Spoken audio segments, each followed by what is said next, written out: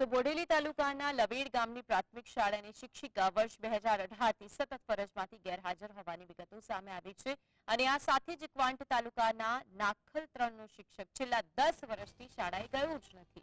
છેલ્લા 4 વર્ષથી શાળામાં ફક્ત 6 જ વિદ્યાર્થીઓ નોંધાયેલા છે અને બંને શિક્ષકોનું મહેકમ કાગળ પર જ છે। છોટાઉદેપુર જિલ્લા શિક્ષણ અધિકારીએ 7 શિક્ષકોને નોટિસ ફટકારી આખરી નોટિસ પ્રમાણે જો 8 દિવસમાં શિક્ષક હાજર નહીં થાય તો તેમને ફરજમાંથી મુક્ત કરવામાં આવશે।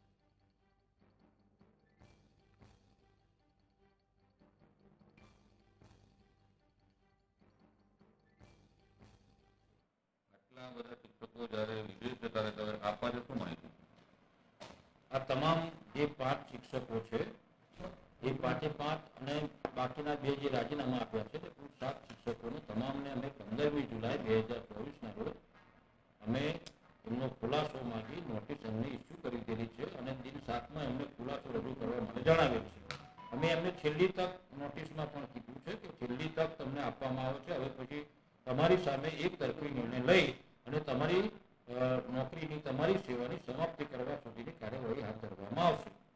અત્યાર સુધીમાં 2 શિક્ષકોએ રાજીનામા આપી દીધેલા છે, અમારી એક શિક્ષકે નોટિસ પણ ભરી દીધેલ છે।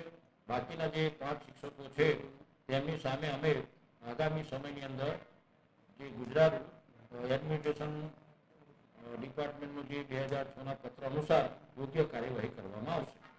જ્યારે સરકારનો નિયમ છે કે 3 માસ નોકરી ના આવે યા તો 6 માસ નોકરી આવે તો પરિપત્રના આધારે એને સસ્પેન્ડ કરવાનો નિયમ છે, એવી જોગવાઈઓ કરવામાં આવેલી છે। તો આપની કચેરી દ્વારા કેમ આ સસ્પેન્ડ સુધીની કાર્યવાહી કરવામાં આવી?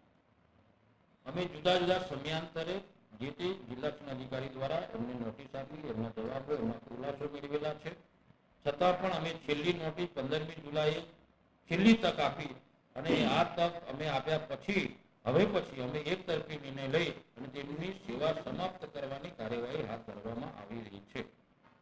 એક તરફ 4 શિક્ષણ અધિકારી બદલાઈ ગયા હોય છતાંય 5 વર્ષથી શિક્ષક નથી, વિદેશનું નાગરિકત્વ મેળવી લીધું છે, ત્યારે ફક્ત નોટિસ આપી અને ખુલાસા પૂછવામાં આવી રહ્યા છે, ત્યારે એક સવાલ ઉભા થાય છે કે છોટાઉદેપુર જિલ્લાનું શિક્ષણ વિભાગ જ્યારે વિદેશ શિક્ષક જતો રહે ત્યાં સુધી નોટિસો જ આપે છે, હવે વિદેશ શિક્ષક જનાર નોટિસનો કેવો જવાબ આપશે? આ તો એક પ્રશ્નાર્થ ઉભો થાય છે। રફીક ધણીવાલા, GSTV, છોટાઉદેપુર।